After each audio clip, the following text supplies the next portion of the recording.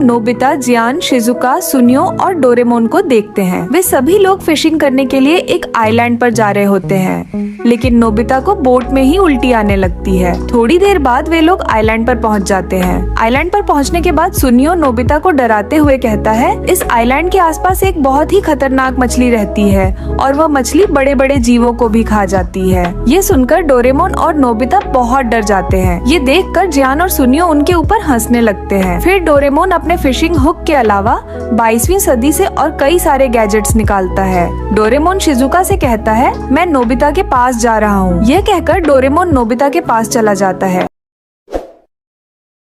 लेकिन तभी वहाँ पर जियान और सुनियो आ जाते हैं और वे लोग डोरेमोन के गैजेट्स देख लेते हैं। इधर हम नोबिता को देखते हैं जो बहुत परेशान होता है। डोरेमोन नोबिता को वह फिशिंग रॉड देता है और कहता है, तुम इससे फिशिंग करो, इसकी मदद से तुम बहुत सारी मछलियाँ पकड़ सकते हो। तभी हम जियान को देखते हैं जो डोरेमोन का गैजेट लेकर पानी में उतर जाता है और डोरेमोन के उस गैजेट को पकड़कर जियान वहीं पर स्विमिंग करने लगता है। नोबिता भी डोरेमोन के फिशिंग रॉड से मछली पकड़ने लगता है और तुरंत ही नोबिता के हुक में एक बहुत बड़ी मछली फंस जाती है।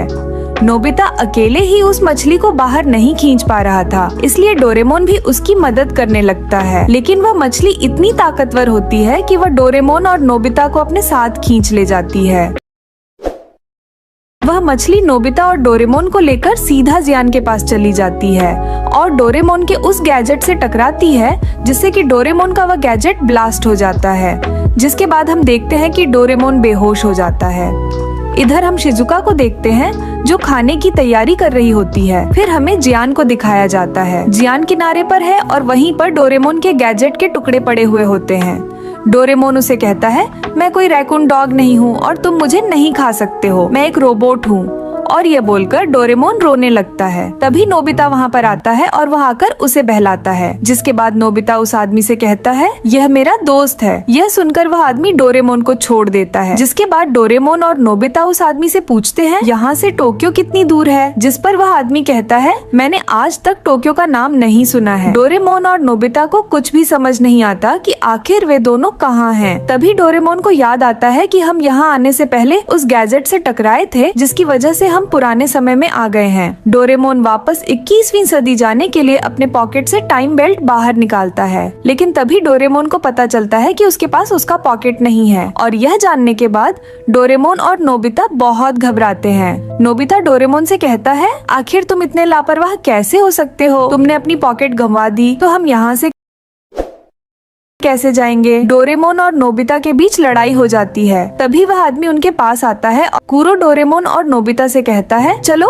खाना तैयार है। जिसके बाद डोरेमोन और नोबिता कुरो के साथ बैठकर खाना खाने लगते हैं। डोरेमोन और नोबिता कुरो के घर की दीवारों पर उस बड़ी सी मछली की कई सारी फोटो देखते हैं। कुरो उन दोनों से कहता है, मैं इंक की मदद से मछलियों की ऐसी फोटो बनाता हूँ। डोरेमोन कुरो से कहता है, आप हमेशा से यहीं पर थे? जिस पर कुरो कहता है, नहीं, दरअसल मेरा असली घर कहीं और है और मैं एक दिन इस आइलैंड पर आकर फंस गया था और तभी से मैं इसी आइलैंड पर फंसा हुआ हूँ। खाना खाने के बाद रात हो जाती है और कुरो और नोबिता सो जाते हैं, लेकिन डोरेमोन समुंदर में अपने पॉकेट को ढूंढ रहा होता है। बहुत ढूंढने के बाद भी डोरेमोन को उसका पॉकेट नहीं मिलता है, लेकिन फिर भी डोरेमोन कहता है, मैं हार नहीं मानूंगा, मैं अपने पॉकेट को ढूंढ कर ही रहूंगा। और ये बोलकर डोरेमोन समुंदर की और नीचे जाने लगता है। तभी हम उस बड़ी सी मछली को देखते हैं जो अचानक डोरेमोन पर हमला कर देती है, का पीछा नहीं छोड़ रहा होता है। तभी एक तीर उस मछली पर लगता है। इस वजह से डोरेमोन उससे बच जाता है और वापस आइलैंड में आ जाता है। तभी उसके पास कुरो आता है और कहता है, आखिर तुम यहाँ पर क्या कर रहे थे? डोरेमोन कुरो से कहता है, मैं अपनी एक कीमती पॉकेट ढूंढ रहा था, लेकिन अचानक से ही ये मॉन्स्टर फिश मेरे पीछे पड़ गया। डोरेमोन और कुरो एक दूसरे से बात कर रहे होते हैं। तभी वो मॉन्स्टर फिश पानी से बाहर आता है और डोरेमोन को उस मछली के पेट में अपनी पॉकेट दिख जाती है। डोरेमोन जैसे ही अपनी पॉकेट देखता है, वह उसे लाने के लिए जाने लगता है, लेकिन तभी कुरो उसे कहता है, तुम उस मॉन्स्टर फिश से अपनी पॉकेट नहीं ला सकते हो, क्योंकि अगर तुम उसके पास जाओगे तो वह तुम्हें खा लेगा। और ये बोलकर कुरो वहाँ से जाने लगता है। डोरेमोन कुरो से रिक्वेस्ट करते हुए कहता है, प्लीज मुझे मेरा पॉकेट दिला दो, वह पॉकेट मेरे लिए बहुत ही ज्यादा जरूरी है और अगर वह पॉकेट मुझे मिल गई तो मैं तुम्हें तुम्हारे घर भी पहुंचा पाऊंगा। ये सुनकर कुरो डोरेमोन से कहता है, ठीक है, मैं तुम्हारी मदद करूँगा। अगले दिन हम देखते हैं कि कूरो फिशिंग रॉड के रस्सी में डोरेमोन को बांध देता है ताकि उसे वह एक चारे की तरह यूज कर सके, जिससे वह मॉन्स्टर फिश डोरेमोन को खाने आएगी और वे लोग उस मॉन्स्टर फिश को पकड़ पाएंगे। लेकिन डोरेमोन को चारा बनने में बहुत डर लग रहा था।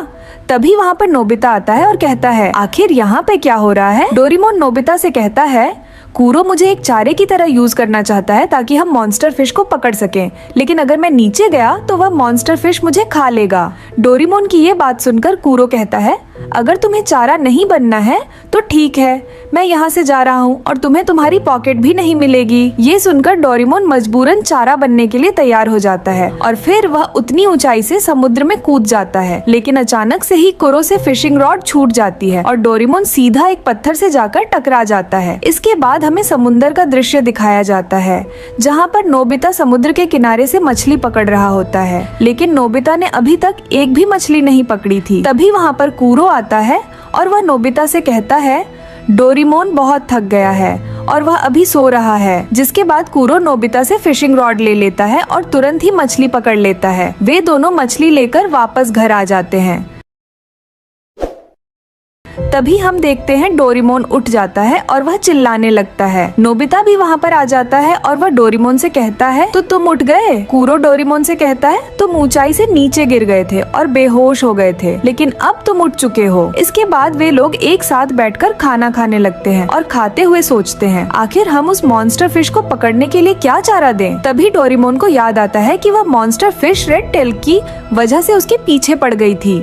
डोरेमोन कहता है, शायद वह मॉन्स्टर फिश रेड कलर की चीज को देखकर आकर्षित होती है। ये सुनकर नोबिता अपने पास से एक रेड कलर की टॉय बाहर निकालता है। डोरेमोन नोबिता से कहता है, शायद हम इसकी मदद से उस मॉन्स्टर फिश को पकड़ सकते हैं। फिर वे तीनों रात के अंधेरे में ही बोर्ड लेकर उस मॉन्स्टर फिश को पकड़ने के लिए समुद्र में आ जाते हैं। फिर नोबिता हुक को पानी में फेंक देता है और उस मॉन्स्टर फिश का इंतजार करने लगता है। थोड़ी देर तक इंतजार करने के बाद वह मॉन्स्टर फिश नोबिता के हुक में फंस जाती है, लेकिन वह मॉन्स्टर फिश इतनी ज्यादा पावरफुल होती है कि वह अपने साथ उन तीनों को बहुत ही आसानी से खींच रहा होता है। लेकिन नोबिता भी उस फिशिंग रॉड को नहीं छोड़ रहा होता है। कभी नोबिता की फिशिंग रॉड की रस्सी टूट जाती है और वह मॉन्स्टर फिश भाग जाती है। डोरेमोन इस बार भी उस मॉन्स्टर फिश को पकड़ने में नाकाम हो जाता है, इसलिए वह बहुत गुस्से में आ जाता है और कहता है, मैं अपने आप को चारा बनाने के लिए तैयार हूँ। मैं किसी भी हाल में उस मॉन्स्टर फिश को पकड़ कर ही रहूँगा।